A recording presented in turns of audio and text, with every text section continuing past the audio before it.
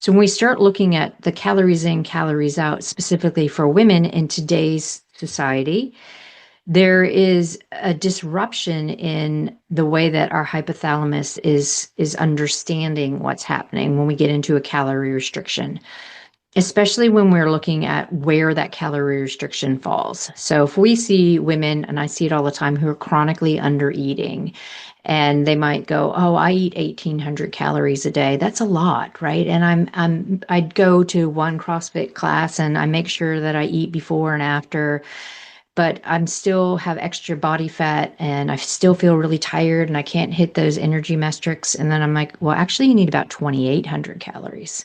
And that's a lot for people to grasp when we've come from this calories in, calories out concept. But if we don't have abundance, we can't change body composition. If we don't have enough calories and energy coming in to support our general health, so all of our organs require energy. The basic needs of our cells require energy. If we don't bring in enough fuel for that basic energy, as well as all the other things that happen in a day that require our bodies to have fuel and energy, there's no way we can budge body comp. Hi, I'm Dr. Jodi Richardson, and this is Well, Hello Anxiety. In a world that often moves too fast, we're here to pause, breathe, and understand anxiety together. Each episode will explore practical strategies, share honest conversations, and uncover the science behind anxiety and well-being, all while creating a space where it's okay to not be okay. Let's continue this journey together. I am not exaggerating when I tell you that if you apply what you learn from this conversation, it will change your life. And I am speaking from experience, and I'm sure I'll get a chance to share a bit more of that with you soon.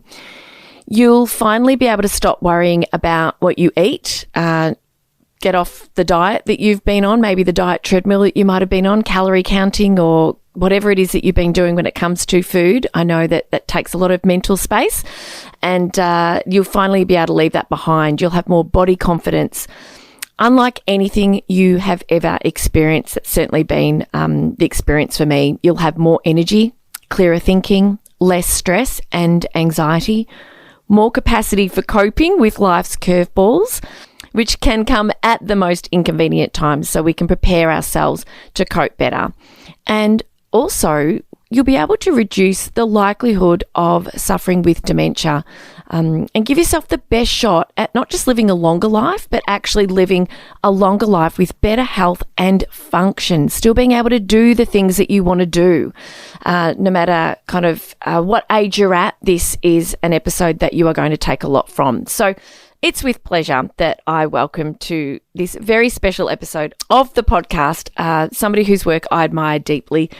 Dr. Stacy Sims is joining me. Dr. Sims is internationally acclaimed for transforming the way women fuel, train, recover, and manage stress. And it is all based on science that honours our unique physiology as women. Seeing the shocking lack of research on women in exercise, nutrition and medicine, Dr. Sims set out to change it, and change it she has. She is the author of 2 groundbreaking books, Raw and Next Level. She has created a suite of courses, and she is empowering women all over the world to make significant changes that make a meaningful difference to the quality of our lives day to day and over time. She is a globally recognised expert in women's health, exercise physiology and nutrition science, and has published, and this is rare and exceptional, over 100 peer-reviewed papers. She holds esteemed positions at Stanford University and Auckland University of Technology. She is a busy mum. She is a business owner.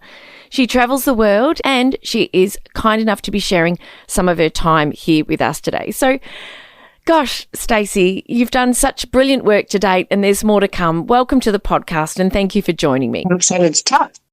Oh, thank you. And look, there's so much that we can talk about today that can affect change for the women listening. And fellas, please share this episode with the ladies in your life. But I want to start by talking about making change, because when it comes to the things that we'll talk about when it comes to eating and exercising and recovering and some of the other practices that we can incorporate into our lifestyles that can elevate our mental health, our mood, strengthen our physical resilience to stress.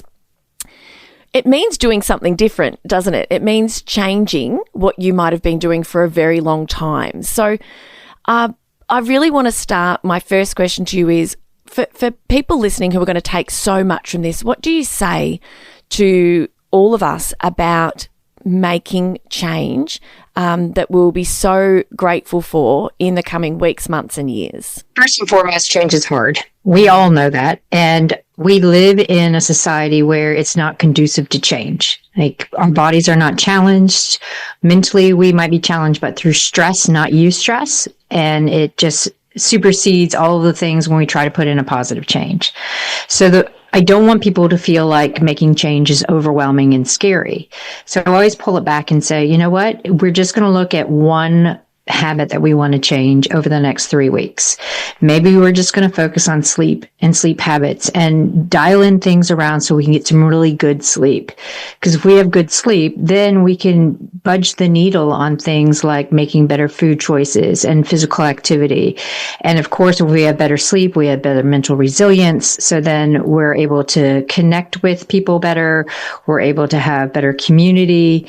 And as we're looking through, change isn't about what can we do all at once right now, but it's what steps can we take along the way to fulfill us a year from now, 2 years from now, 3 years from now, as a lifestyle choice, not as a part of that diet and fitness culture.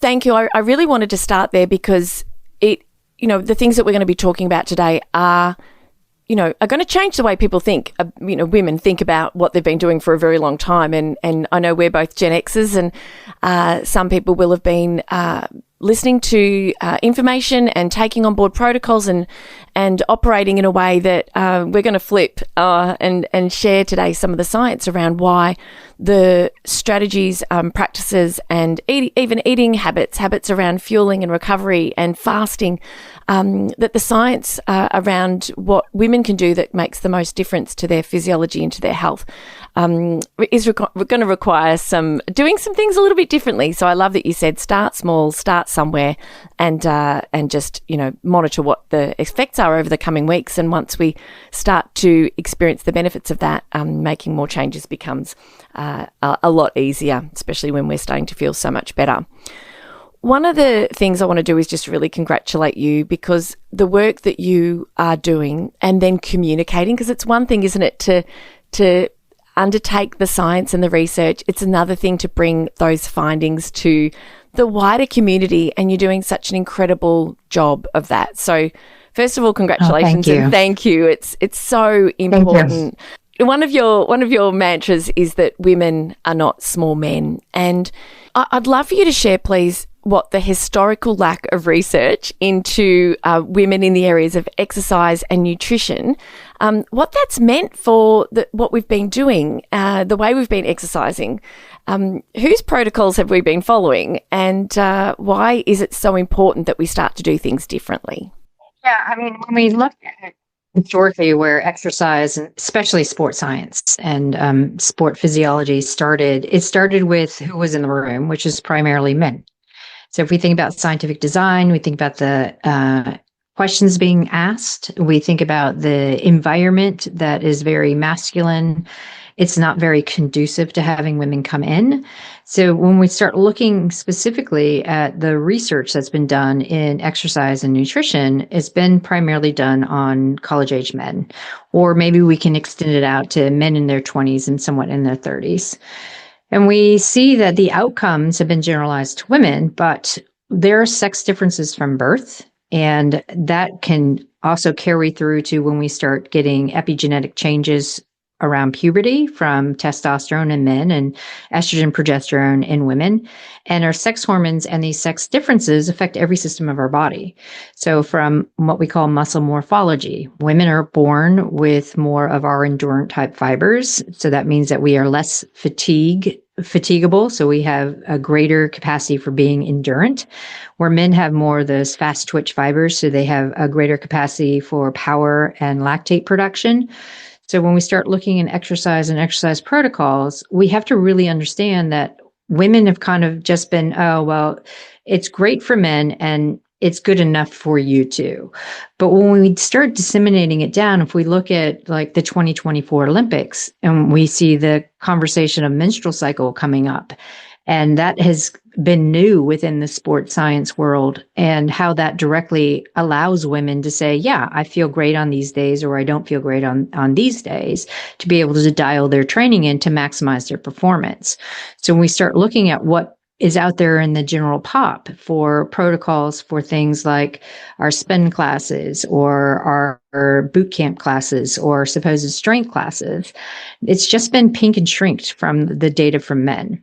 And it's not really allowing women to reach their potential or maximize their time for the best benefit. And time is so precious. And it's really frustrating when you are working hard, you're sweating, you're doing what you think is the right type of exercise or the right volume or the right amount, and yet not getting the results. And you've just talked about pink and shrink. Can you please just quickly describe exactly what that means and why we cannot just take a protocol that works for men and change it just a little by reducing it or making it a little bit smaller in some way?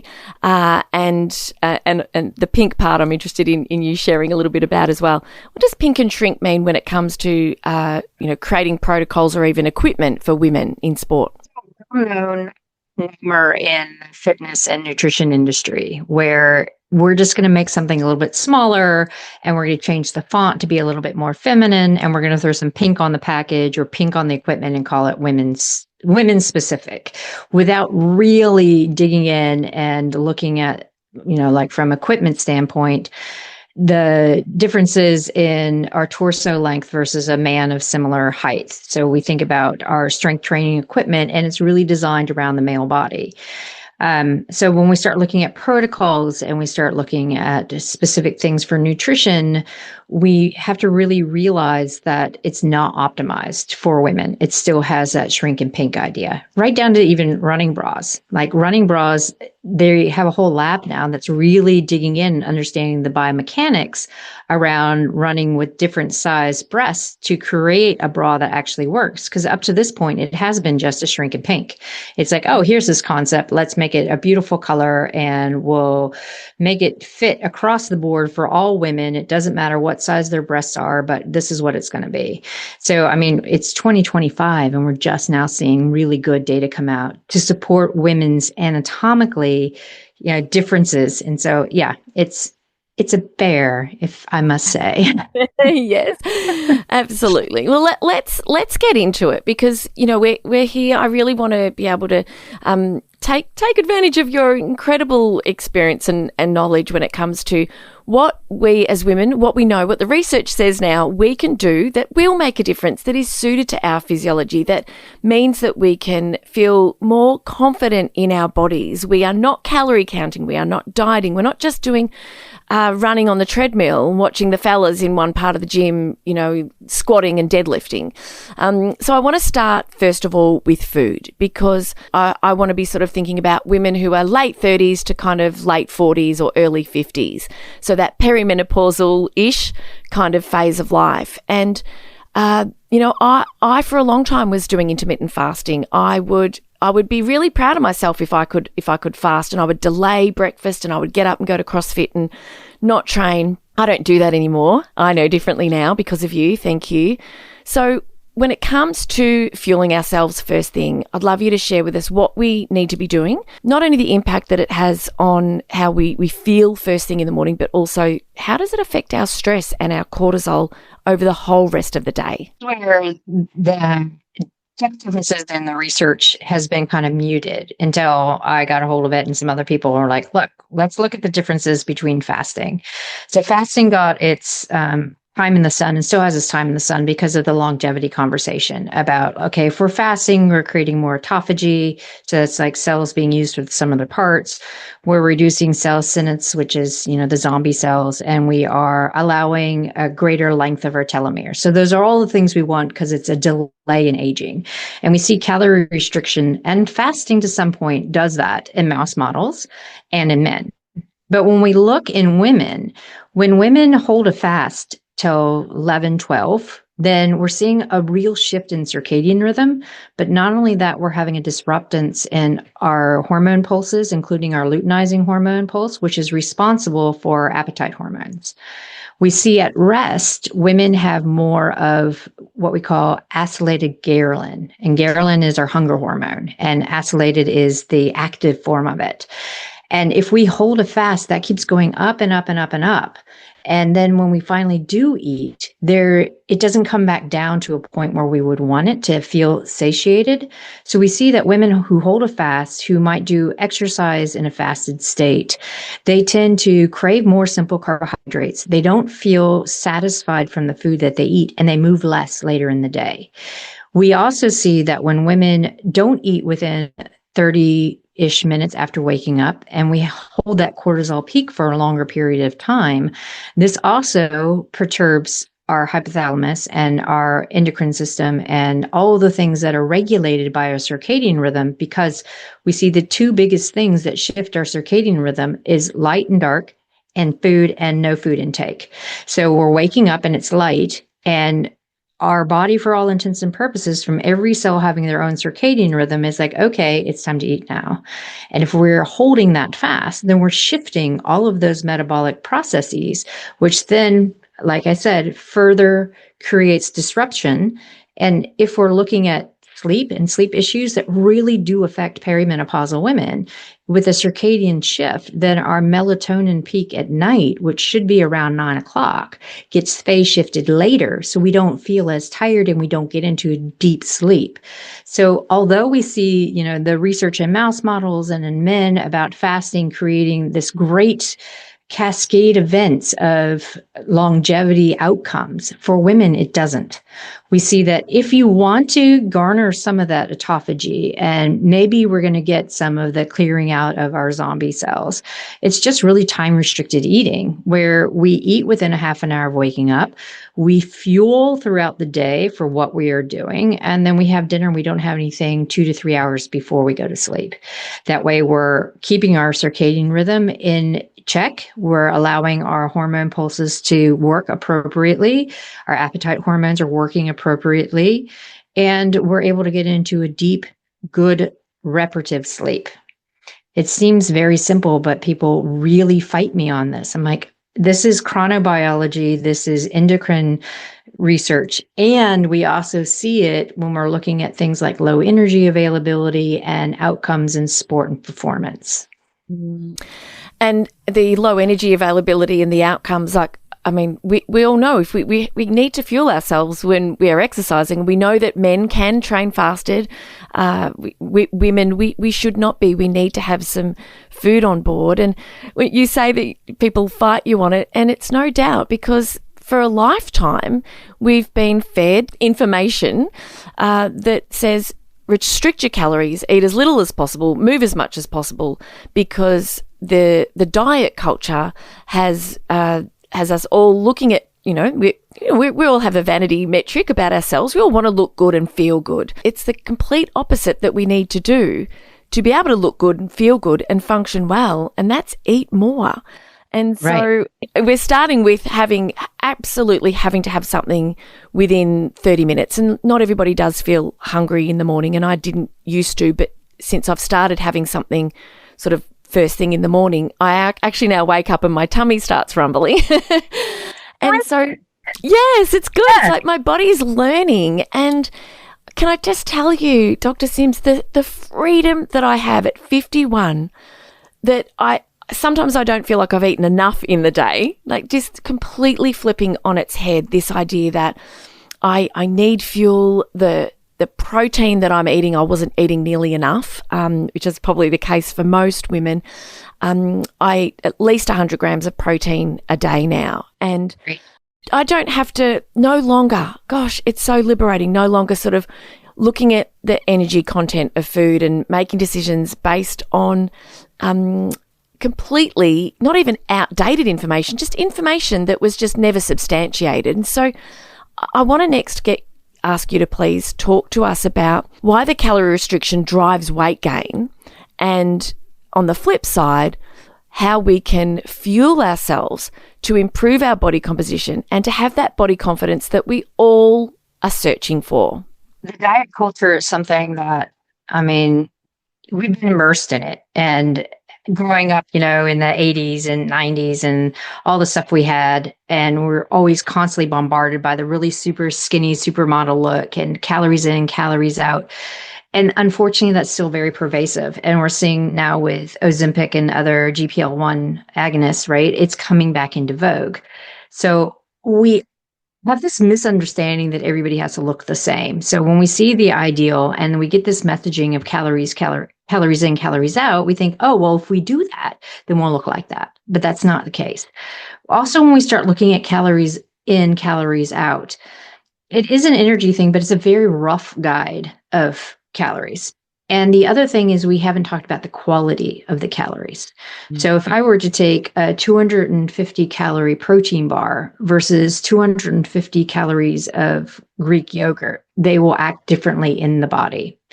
And we have to really understand that. So the whole idea about calories came as a measurement of food density when food was scarce. And now people are pushing it as calories is a measure of energy because we have too much, but it's a misnomer. So when we start looking at the calories in, calories out, specifically for women in today's society, there is a disruption in the way that our hypothalamus is understanding what's happening when we get into a calorie restriction, especially when we're looking at where that calorie restriction falls. So if we see women, and I see it all the time, who are chronically under eating, and they might go, oh, I eat 1,800 calories a day. That's a lot, right? And I'd go to one CrossFit class and I make sure that I eat before and after, but I'm still have extra body fat and I still feel really tired and I can't hit those energy metrics. And then I'm like, well, actually you need about 2,800 calories. And that's a lot for people to grasp when we've come from this calories in, calories out concept. But if we don't have abundance, we can't change body composition. If we don't have enough calories and energy coming in to support our general health, so all of our organs require energy. The basic needs of our cells require energy.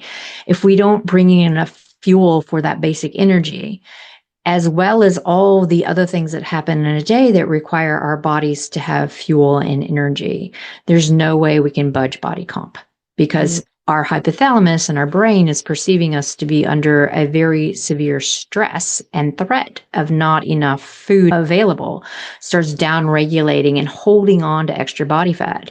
So when I'm working with people and encourage them over the course of 3 weeks, we want to increase your calorie content by 800 calories a day. And we slowly start implementing more in. At first, they are like, wait, my weight's going up. Well, yes, because now you're storing more water and glycogen, but it settles. 3 weeks, 4 weeks down the track, they're like, oh my gosh, I've lost weight and I've leaned up. It's like, yes, because your body understands. Now I have abundance. I can let go of the extra fat. I don't need to hold on to it. And I can use this food that's coming in and amino acids to build muscle.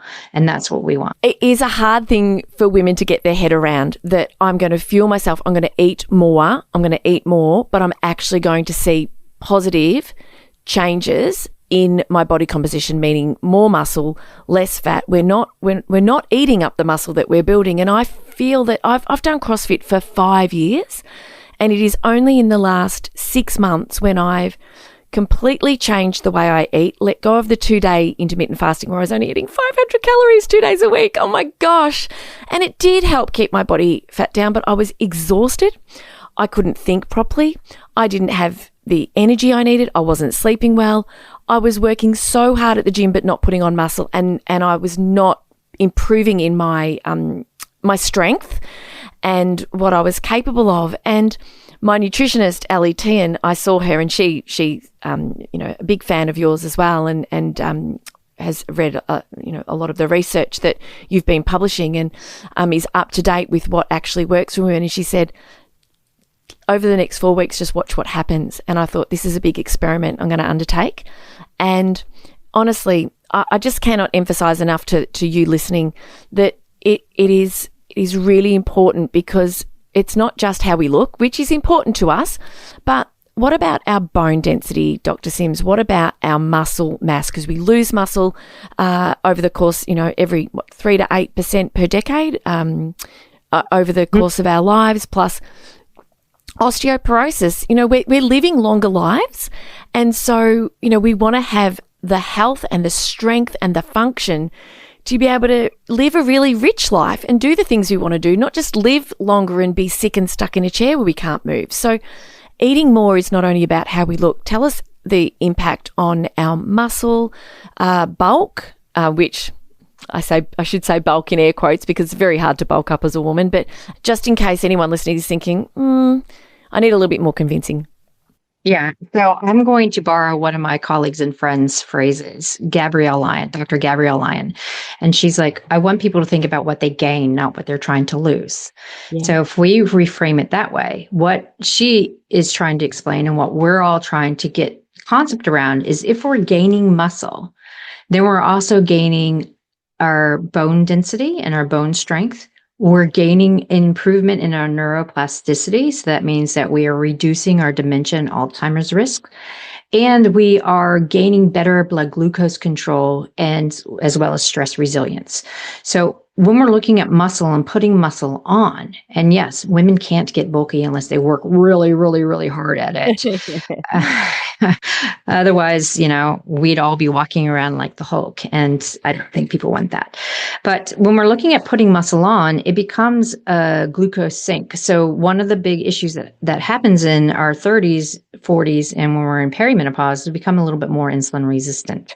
But if we have more muscle, then that dissipates. We maintain our insulin sensitivity, we maintain better glucose control, and that feeds forward into reduced risk for developing visceral fat, so less abdominal adiposity, less of a signal for putting on normal body fat that's under the skin. So when we talk about gaining muscle, and again, I'm going to keep using the word gain. What are we gaining? When we're eating more, we are gaining, but we're not gaining weight on the scale that's not functional. We are gaining an oversight of improvement in our health span. We are improving our muscle composition. So we have better muscle quality. We have not the risk of sarcopenia, which is poor muscle quality. We're reducing visceral fat. We are improving our bone density so that we can have very strong bones to be independently living when we are 80, 90, 100 years old. So it's really important to understand that if you're in a calorie deficit, one of the very first things that go is our lean mass. And it's not just skeletal muscle, it's also our bone. So if we're looking to live independently, then we need to see how are we going to, one, step up to conserve it, but also maintain and build it. Because as we get older, it's really hard to build both of those types of tissues. So we need to keep what we have and keep on trying to build it as we go. Mm. Strength training is something that I know that you have engaged in since you were a teen, and I'm very thankful that it's been something I've loved since I was a teen as well.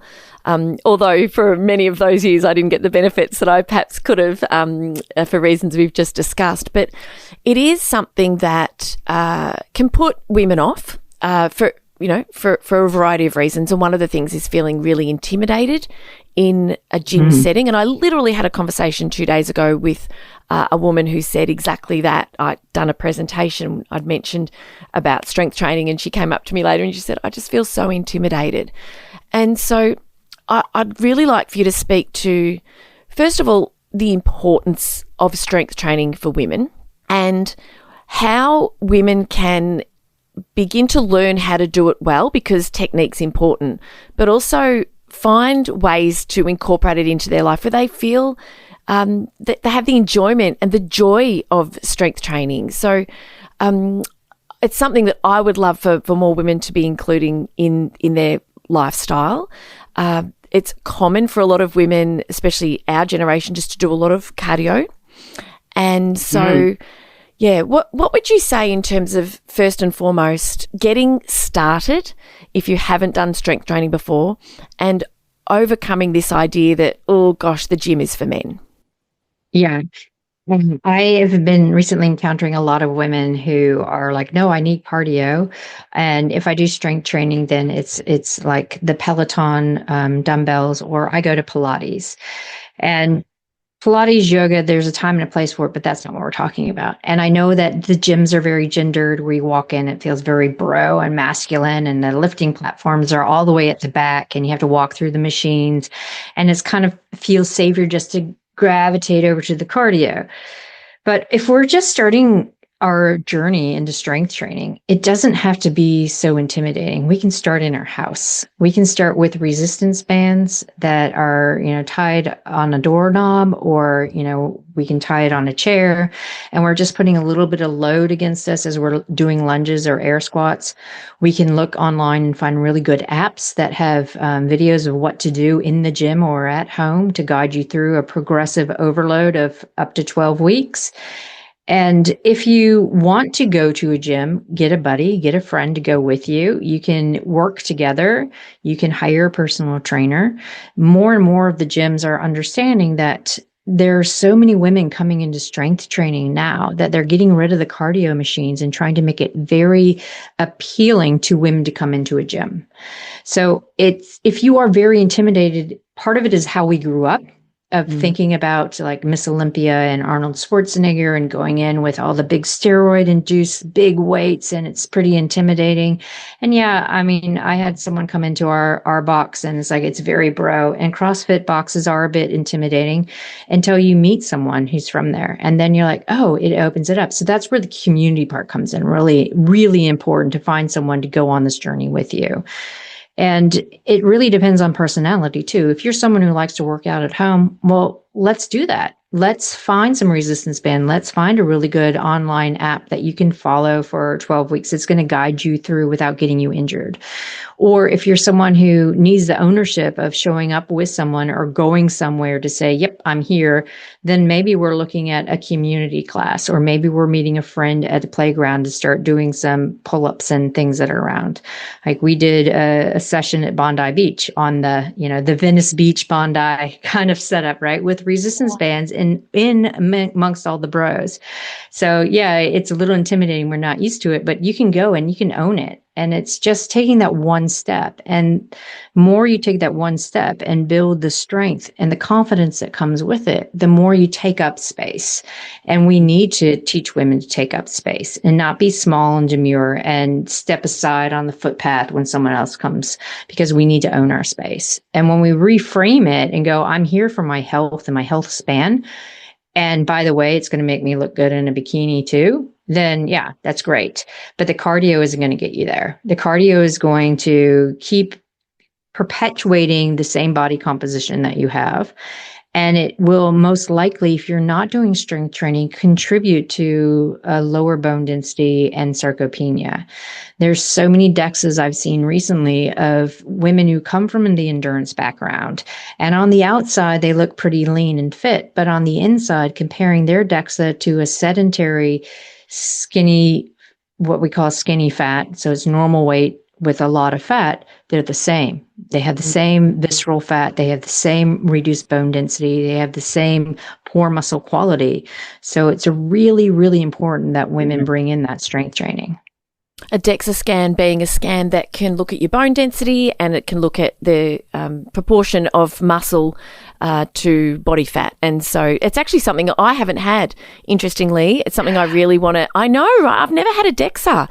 When I was at university, there were so many DEXAs on offer because of the research that everyone was doing, exercise science research. But that's actually something I want to. I'm really interested to have. And so I'll share with my listeners on the podcast on another episode how that goes and how I managed to access that and so on. But skinny fat is something that I want to come back to, because so much of the exercise, the motivation is about how we look.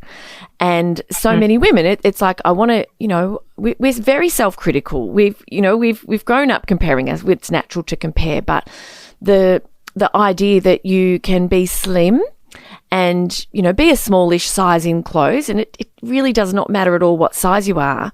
And we know that absolutely. But the idea that you might keep your overall weight down if you do own a set of scales.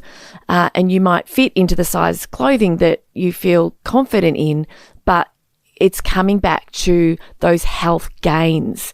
That if the bones are chalky, if the muscle quality isn't there, and the quantity is deteriorating over time. At our age, Dr. Sims, I'm sure it's the same for you. You see your parents perhaps, or your friends' parents, they're aging, and we can see the difference in those that have spent a lot of time looking after themselves and maintaining muscle mass and strength and function compared to those that haven't. And my parents are polar opposite. My dad is just about chair-bound. My mum just walked the Camino for the second time. And we want to be like the woman that's walking the Camino in her late 70s. Right. Dr. Stacy has already shared so much with us and given us information and understanding as to why these changes are going to be effective. And I really invite you to do as was suggested at the beginning of the episode. Start somewhere, start small, and notice the effects, notice the difference that it makes, because change is hard, but these kinds of changes, and we've got more to talk about in part 2, are going to make a difference in your life, not only day to day in the coming weeks and months, but truly when we're much, much, much older, we'll be so glad for the changes we made now. And as the saying often goes, starting something 20 years ago was often the best time. The second best time to start is now. So please, and write to me and let me know, and let Dr. Stacy know what change you are making and how you are feeling. I'm going to be back with another episode with Dr. Sims next week, so stay tuned for part 2. I cannot wait to welcome you back. In our next episode, we are going to drill down into how much protein we should be eating and where to get that protein across the day. We're going to talk about creatine and why that's so important and how much we all should be taking, and the benefits for us in terms of our thinking, in terms of our muscles, just in terms of our health and our longevity. We're going to be talking about thermoregulation, and I'm also going to be asking some questions about time spent in a sauna, time spent in an ice bath temperatures. A little hint, it's different for women than men in the best way you can imagine.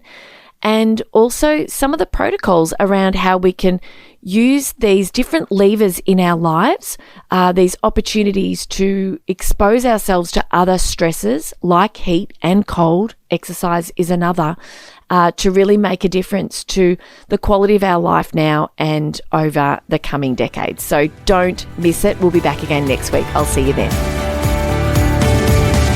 Thank you for sharing this time with me on Well, Hello Anxiety.